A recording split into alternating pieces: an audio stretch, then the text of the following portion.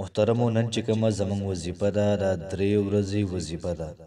تاسو په تهجدو کې 3 ورځې دا وظیفه وکئ. ستاسو څومره مشکلات وي دا به الله پاک ختم کړي. ستاسو څومره مرادونه وي دا به الله پاک پوره کړي. څومره پریشانۍ دي څومره مشکلات دي الله پاک به ختم کړي. که چېرته د واده لپاره تاسو وظیفه کوئ الله پاک به ستاسو په ښکلي ځای کې واده وکړي. دغه رنګې مور پلار د راضي کولو لپاره تاسو وظیفه کوئ نو مور پلار به راضي شي او په کوم ځای کې تاسو واده غواړئ هادي غواړئ الله پاک به درله په ښه طریقې سره وکړي. دغه رنګې تاسو د جایز محبت دپاره غواړئ نو دا وظیفه تاسو 3 ورځې په تهجدو کې دا وکړئ. که تاسو د الله پاک نه رزق غواړئ، که تاسو قرضونو راګیر کړي یا تاسو نوکریانې غواړئ یا دغه رنګې په امتحان دپاره تاسو وظیفه کوئ، په امتحان کې تاسو پاس کېدل غواړئ، دغه رنګې د ښځې او خاوند یو بل سره نه لګي. څومره محترمو ضروریات دي د دنیا، څومره ضروریات دي د آخرت. تاسو د وظیفه وکئ تاسو ته به انشاءالله العزیز یې امید میلاو شي. صرف 3 شپې وظیفه وکئ د هغې نه بعد به تاسو په خپل سکون دا محسوس کئ. بسم الله الرحمن الرحیم.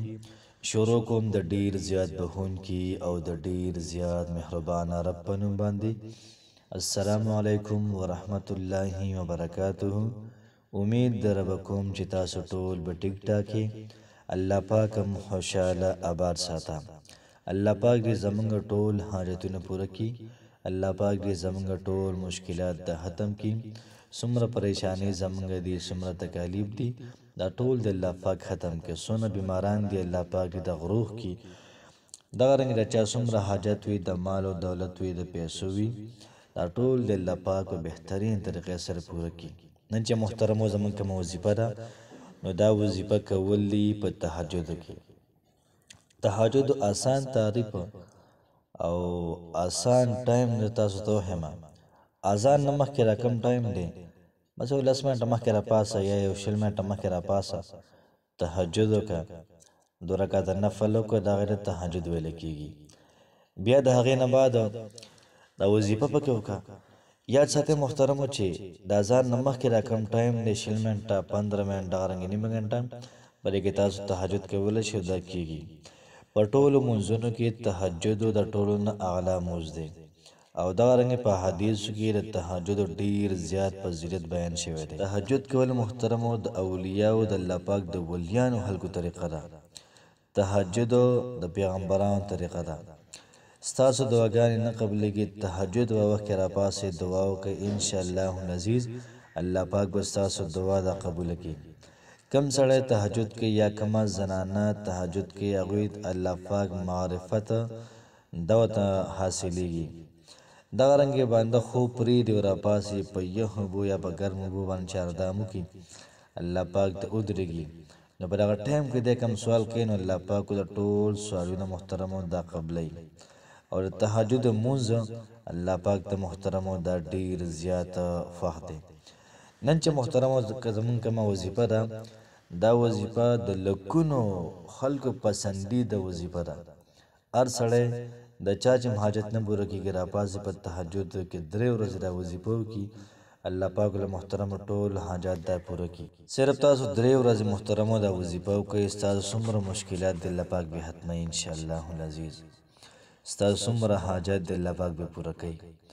ستاسو څومره مرادونه دي ستاسو څومره امیدونه دي ستاسو څومره ارمانونه دي بس راپاڅئ او 3 ورځې خوب پرېږده او دا وظیفه وکړه انشاءالله العزیز الله پاک به ستا امیدونه مرادونه دا ټول به پوره کړي. د واده لپاره دغه رنګې واده لپاره مور او پلار دا راضي کول چې تا له په ښه ځای کې واده وکړي نو دغه وظیفه وکړه انشاءالله العزیز الله پاک به ستاسو واده ستاسو رشته دا په ښکلي ځای کې وکړي. د رزق دپاره دغه رنګې د قرض نه د نجات دپاره یا څوک قرضدار وي د قرض د ختمولو دپاره دغه ټایم کې راپاسه او دا وظیفه وکړه انشاءالله العزیز الله پاک به ستاسو قرض ختم کړي. د نوکرۍ لپاره هلکه پریشانه دي یوازې هلکه د امتحان د پیپرو پاس کولو دپاره پریشانه وي د هغوی دپاره د امید رڼا د یو قسم له تاسو راپاسئ په تهجد. اردو کې ویل کېږي کچھ پانے کے لیے کچھ کرنا پڑتا ہے. دغرنګې نور هم ډېر محاورې پکې دي نو کوشش وکړئ چې تاسو دا وظیفه وکړئ یا دغرنګې د ښځې د خاوند خپل منځ کې نالګې وي هغوی هم دا وظیفه کولی شي انشاءالله العزیز دغه ناراستیا به الله پاک په محبت باندې دا بدله کړي څومره ستاسو حاجات دي څومره ضروریات دي د هغې لپاره راپاسې او دا وظیفه صرف 3 ورځې وکړئ یاد ساتئ محترم تاسو کله 3 ورځې را وظیفه پوره کړئ نو د هغې نه بعد به ستاسو په ستاسو ذهن ته به سکون غوندې راځي ارام به محسوسېږي دغرنګې راحت به تاسو ته محسوسېږي دې نه پته لګي ستاسو دعا دا قبلېږي یاد ساتئ محترمو چې تاسو به راپاسئ او 2 رکعاته صلات الحاجت مونځ به وکئ چې کله تاسو 2 رکعاته صلات حاجت مونځ کوئ د هغې نیت به دا وي نیت مې وکړو زړه د اخلاصه 2 رکعاته د حاجت مونځ ادا کوم په دې ذروه پر رضا د خدای خاص الله تعالی را محمد کعبه شریف پولور الله اکبر 2 رکعاته مونځ به وکړئ الحمد او بیا به د هغې نه بعد چې کوم صورت ستا خوښې ته د اسانې هغه به وي 2 رکعاته برابر شو بیا به د هغې نه بعد محترمو 21 شپېرې درود شریف وي چې کوم درود شریف دا ستا خوښې بیا د هغې نه بعد محترمو تا خو بس مونځ کړی وي اتحیه شکل کې به کښېنې او سجده به ولګې په سجده کې به 100 پېرې یا وهاب ده وي یا وهاب یا وهاب یا وهاب 100 پېرې بیا به سر رابره کې لږ به دمه وکړي بیا به د هغې نه بعد تندی بیا کېږي په سجده باندې نو بیا به 100 پېرې یا وهاب یا وهاب یا وهاب دا وظیفه به وکړي چې 100 پېرې برابر کړه بیا به تندی رابره کړي سر برابره کړي لږ به کښېنې دمه به شي لږه چې دمه شي بیا به د هغې نه بعد 100 پېرې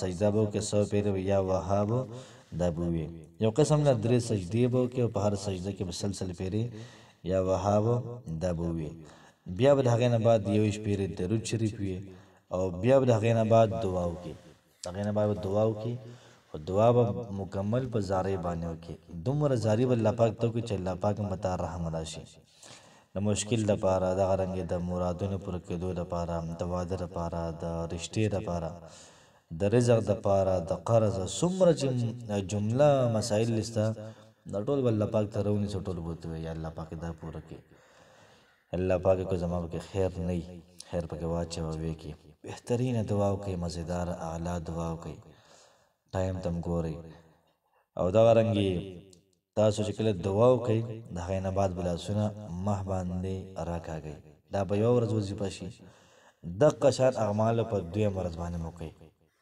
او دقه وظیفه به تاسو په 3 ورځ م وکئ انشاءالله العزیز د الله پاک نه کلک امید ساتم الله پاک به ستاسو دا راپاڅېدل ستاسو راستړیوالی دا به قبلوي یاد ساتئ محترمو ستاسو کار به انشاءالله په لومړۍ ورځ باندې کېږي که ونه شو په 3 ورځې تاسو کله وظیفه وکړئ انشاءالله العزیز لازمنه محترمو دا کېږي د هغې نه بعد هم کوشش وکړئ چې تهجد را سلسله جاري وساتئ او که جاري مو نه ساتله امید د الله پاک نه ساتئ انشاءالله ستاسو کار به کېږي الله پاک هم خوشحاله آباد ساته السلام علیکم ورحمة الله وبرکاته